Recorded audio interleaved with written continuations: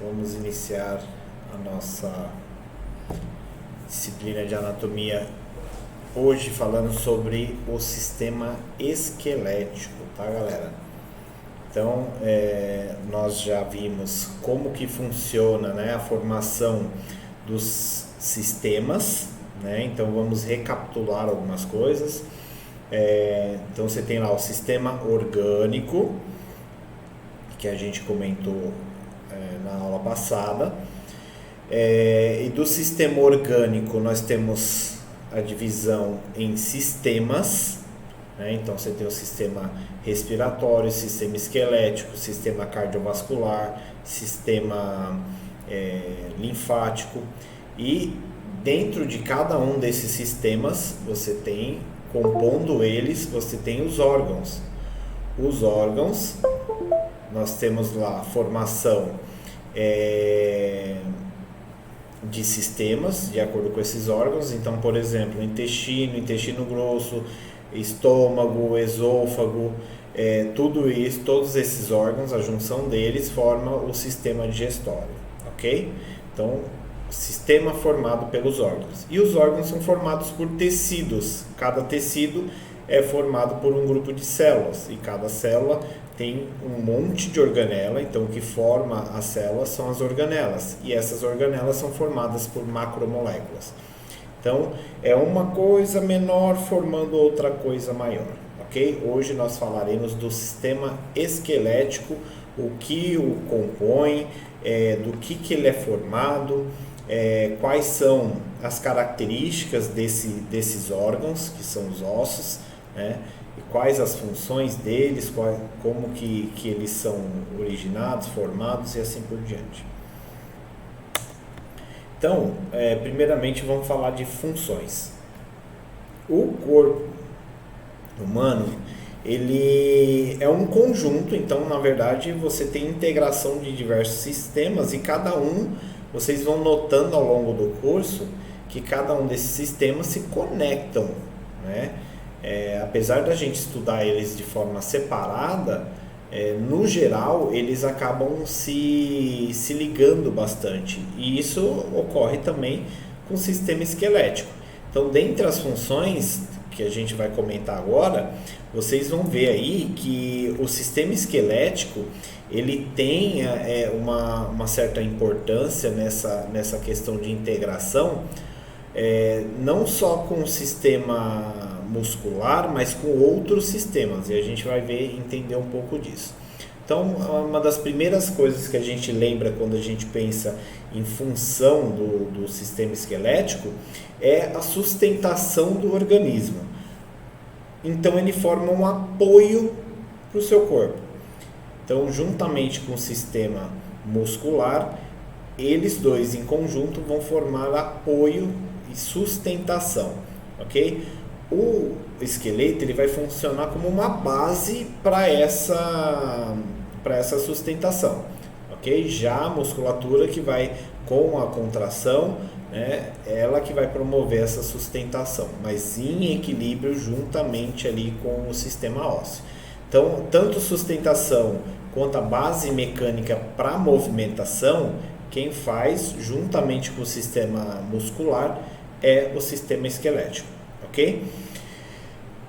Falaremos também sobre as estruturas que esse sistema esquelético protege. Então, dentre essas estruturas nós temos lá o coração, pulmão, cérebro, que são órgãos vitais, que são protegidos por estruturas que nós veremos daqui a pouquinho, ok? Então, como função, o esqueleto, além da base mecânica para movimento, além da sustentação, ele também protege essas estruturas vitais, o que é extremamente importante. Então, em caso de acidente, desse tipo de situação, a gente nota que alguns casos eram para ser bem mais graves, né? Mas não são, justamente por conta da característica ali do sistema esquelético, ok? Que é justamente essa proteção. Além disso, nós temos o armazenamento de sais. Então é extremamente importante lembrar que o armazenamento de sal mineral pelo sistema ósseo, ele vai ele tem como uma função de reserva, né? Então ele é extremamente importante, justamente porque o cálcio, por exemplo, a gente viu na aula anterior que ele tem como uma das características a liberação de neurotransmissores. Então ele auxilia na liberação de neurotransmissores, auxilia na contração muscular. Então o cálcio, ele vai ser reservado, vai ser armazenado pelo tecido ósseo, e isso é extremamente importante, porque no momento que o sistema, todo o seu corpo notar que aquele nível de cálcio sanguíneo desceu, ele vai tirar dos ossos para suplementar o seu nível de cálcio, ok? Não somente, né, a gente fala muito do cálcio, mas o fósforo, né, que é o fosfato, e outras substâncias também podem ser armazenadas ali, ok? Toda no tecido ósseo. Além disso tudo, o sistema esquelético também possui a função hematopoética. O que é hematopoese? É a formação de novas células sanguíneas, tá?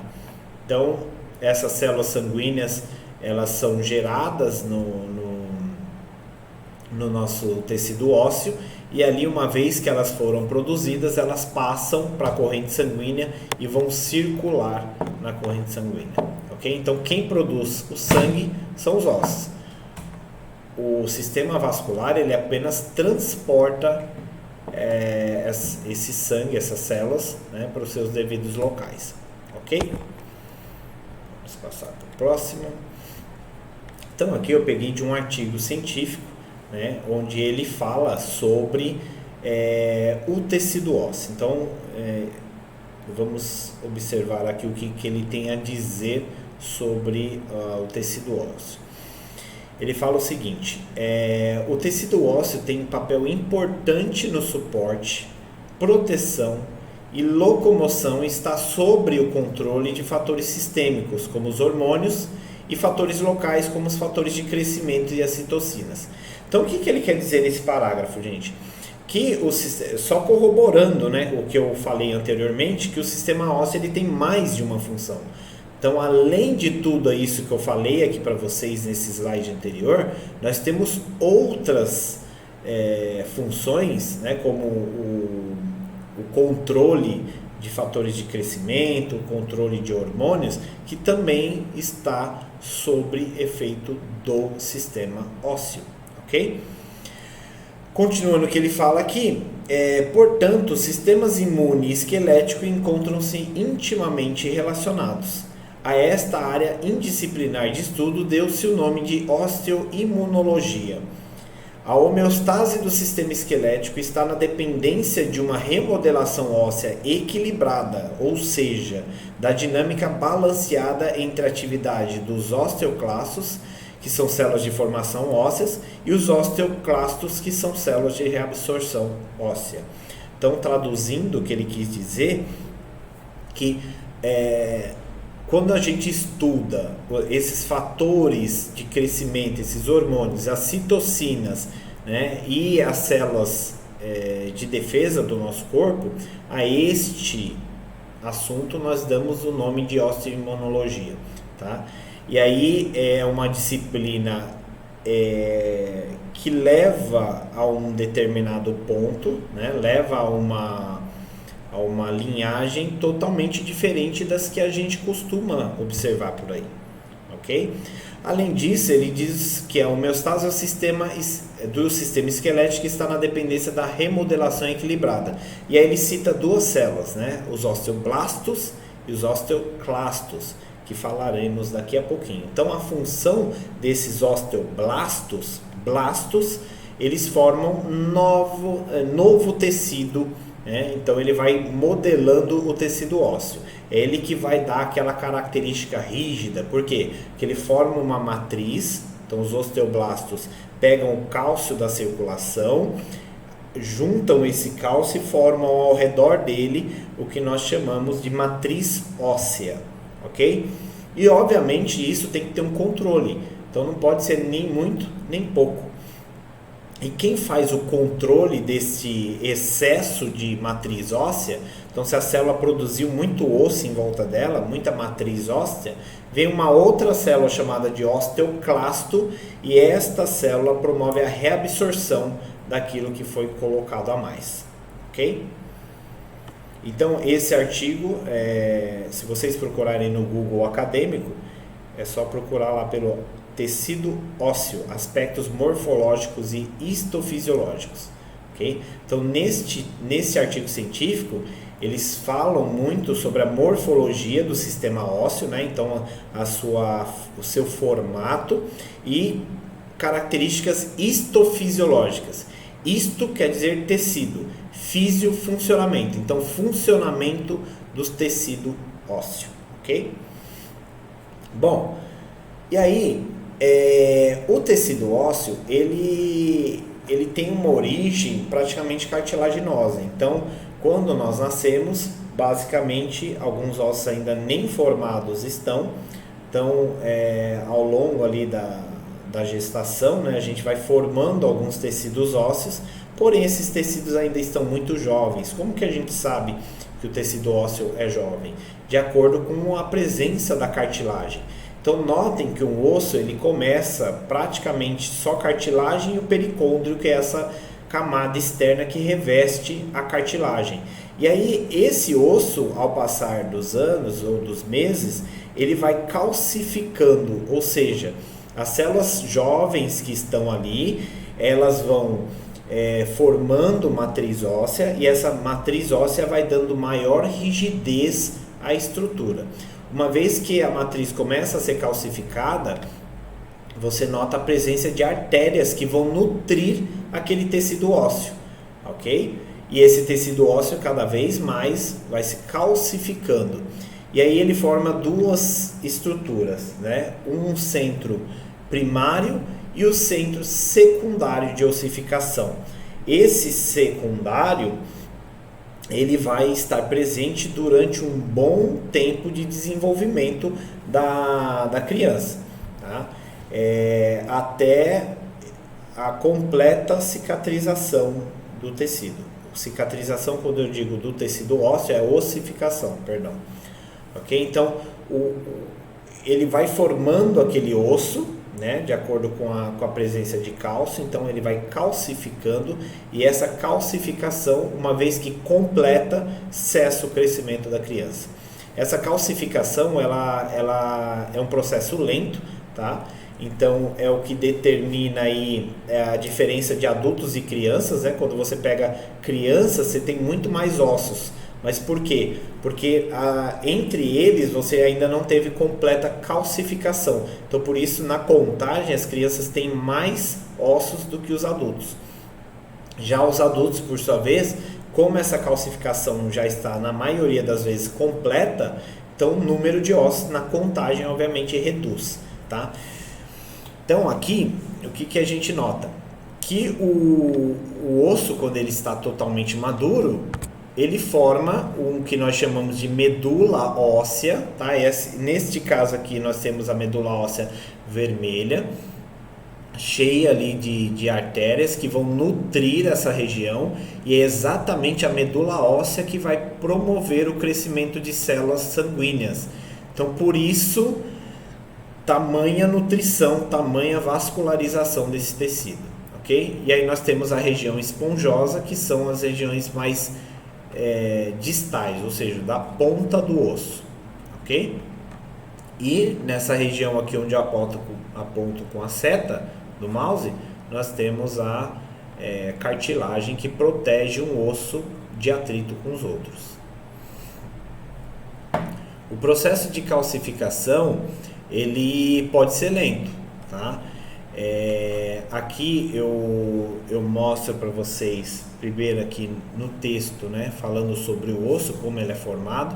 Então notem que a gente falou do periósteo, que é aquela camada externa que reveste o osso, essa camada aqui, né? Esse periósteo ele é formado por um tecido conjuntivo fibroso, então são várias fibras.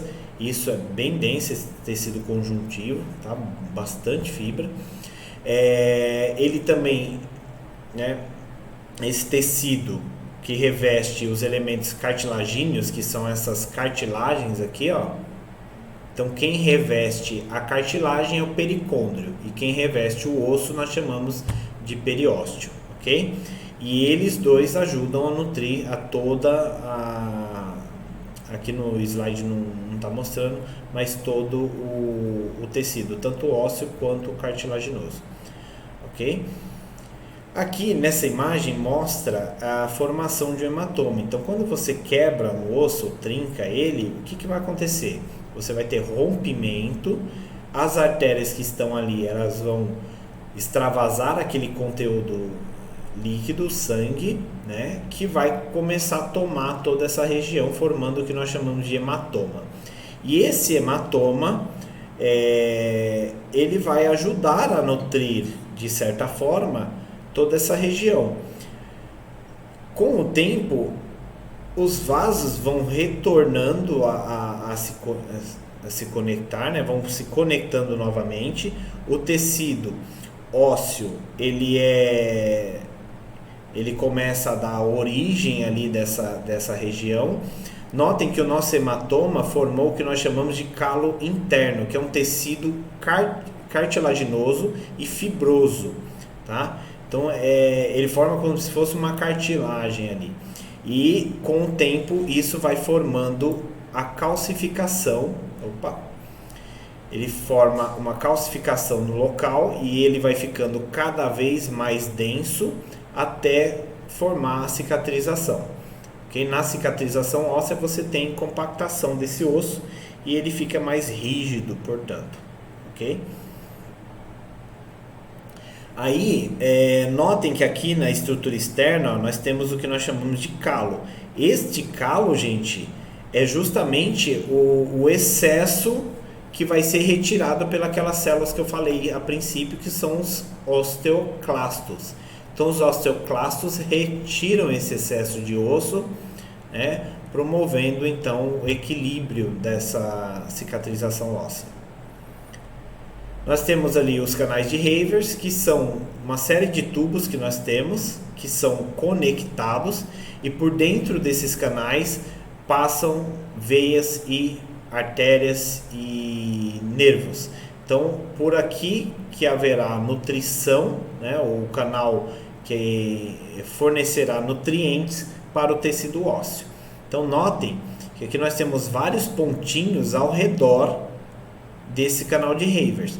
Esses pontinhos pretos são as células que nós chamamos de osteócitos. Esses osteócitos, eles mantêm essa matriz óssea, que é a matriz calcificada, com cálcio, bastante cálcio, ok? Então são os osteócitos, que são as células responsáveis por manter este tecido. Olha aqui uma outra visão desses osteócitos, tá? Esses osteócitos ficam dentro destas lamelas, dessas regiões que nós chamamos de lamelas, tá? Então, lamelas são como se fossem cavidades, né?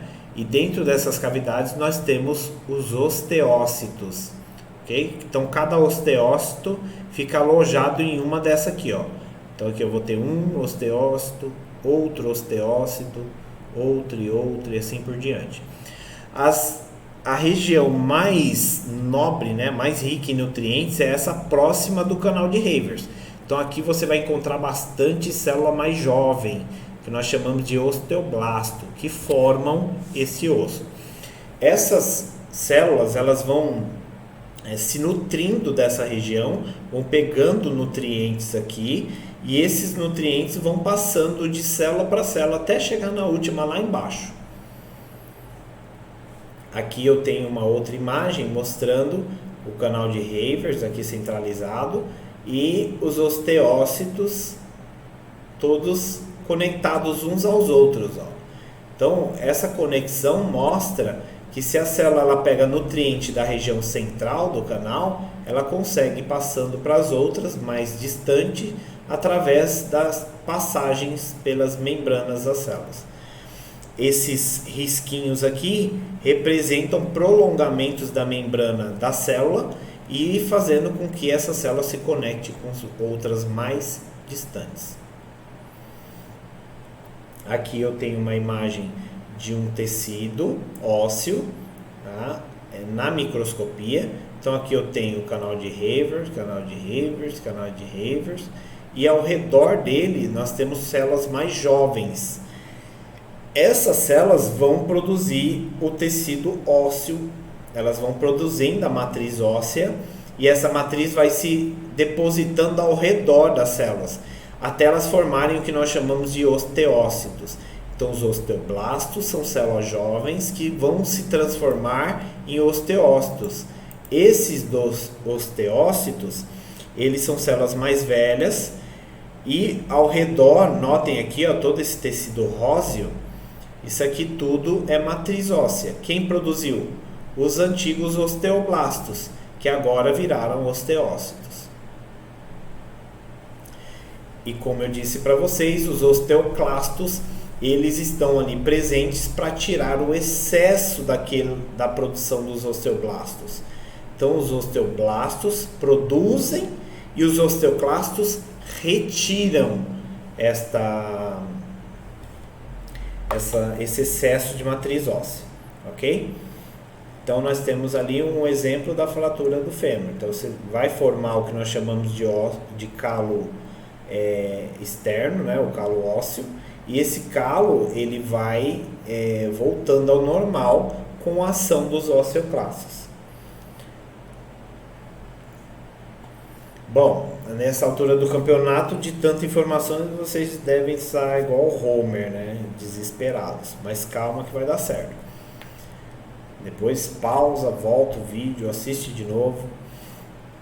Então vamos falar um pouquinho das estruturas ósseas. Então nessa região central, onde fica a medula óssea, nós chamamos de diáfise, ok? Toda essa região aqui, ó. Essa parte interna nós chamamos de cavidade medular. É onde está esse amarelo. Com o passar dos anos, então quando a gente é jovem, isso aqui é repleto de células sanguíneas, repleto de sangue, portanto medula óssea vermelha. Ao passar dos anos, esse tecido vai sendo substituído por um tecido adiposo, que tem gordura, e ela passa a ser chamada de medula óssea amarela. Então a vermelha é quando a gente é jovem e passa a ser substituído pela medula amarela. Nessa região mais distante, nós chamamos de epífise. Então as epífises que estão próximas à nossa área central do corpo, nós chamamos de epífise proximal. E as que estão mais distante, epífise distal. Isso aqui mostra, esse osso aqui especificamente é o húmero, né? E quando a gente estende o braço, essa parte superior aqui, ó, é esta que está articulando com o meu ombro, ok? Essa parte nós chamamos de epífise proximal. E a parte mais distante do tronco, quando eu fico nessa posição, a parte mais distante eu chamo de epífise distal. Então existe a epífise proximal e epífise distal. E o meio nós chamamos de diáfise, ok? O meio ou o corpo, né? O que reveste toda a estrutura óssea nós chamamos de periósteo. Dentro então da medula nós temos a formação de novas células sanguíneas. E essas células sanguíneas são originadas, então, portanto, na medula óssea. Lá dentro da medula óssea nós temos uma grande quantidade de células tronco, ou também chamadas de células mãe, que elas conseguem se tornar tanto de uma linhagem quanto de outra. Se essa célula mãe se transformar na linhagem linfóide, ela vai dar origem aos linfócitos, que são células de defesa que vão nos proteger de infecções virais ou bacterianas, enfim, ela que dá a nossa resposta imunológica. Já as células da mieloide, nós temos os neutrófilos, que são células de defesa também, nós temos as plaquetas, que são células, estruturas celulares responsáveis pela cicatrização, e as hemácias, que são responsáveis pelo transporte de oxigênio e CO2, ok? Então essa é a formação que a medula óssea dá às células sanguíneas. Então qualquer uma das linhagens é formada ali na medula óssea, e aí uma vez que ela é formada ali, algumas dessas células vão para outros órgãos para sofrer o amadurecimento. Tá? Então a maioria, por exemplo, dos linfócitos vão para um outro órgão chamado baço, e o baço amadurece essas células. Então elas são muito jovens quando saem ali dos ossos, porém elas vão para alguns órgãos para sofrer amadurecimento. Bom, daqui nós damos uma pausa e retornaremos para falar sobre o sistema esquelético e a formação dele. Já voltamos.